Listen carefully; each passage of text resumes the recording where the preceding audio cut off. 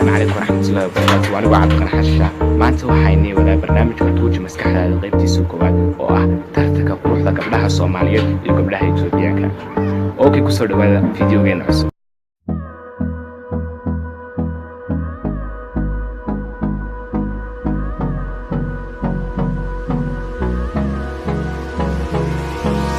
Hold me close till I get up. Time is barely on our side. I don't wanna waste what's left. The storms we chase are leading us, and love is all we'll ever trust. Yeah, no, I don't wanna waste what's left. And on we'll go, through the wastelands, through the highways, till my shadow turns to sun rays. And on we'll go, through the wastelands, through the highways, and on we'll go.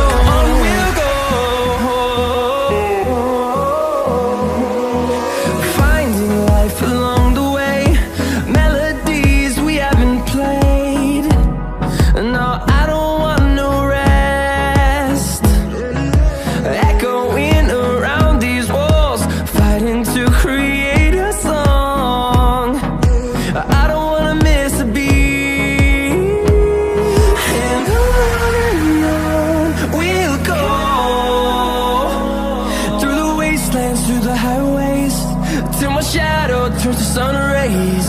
And on we'll go, through the wastelands, through the highways, and on we'll go.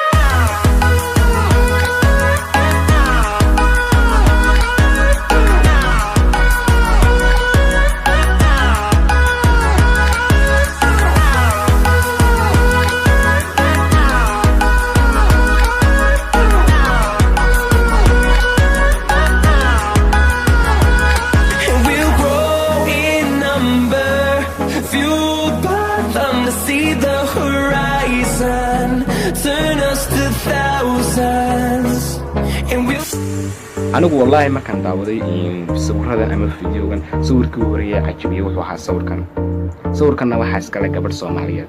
marka anigu gabdhaha Soomaaliyeed ayaan u codeeyay aan u kala yaxanayn gabdhaha Soomaaliyeed iyo gabdhaha Itoobiya. marka saas ilmida waxaan doonayaa in idinku soo kala codeysaan sawirkana marka u kala codeysaan sawirkana lambarkiisa comment ku soo sheegtaan oo aad raadaan sawirka ayay cajibiyay. Okay, fiidiyoga maanta inta ayuu ka koobay. fadlan dad fiidiyoga ka heshay like, share iyo commenting taba jumlad haanaysiya. si aad ula socotid fiidiyo cusub aan soo galiyana fadlan subscribe si aniga igu noqoto dhiirigelin. wassalaamu calaykum warahmatullahi wabarakatuh.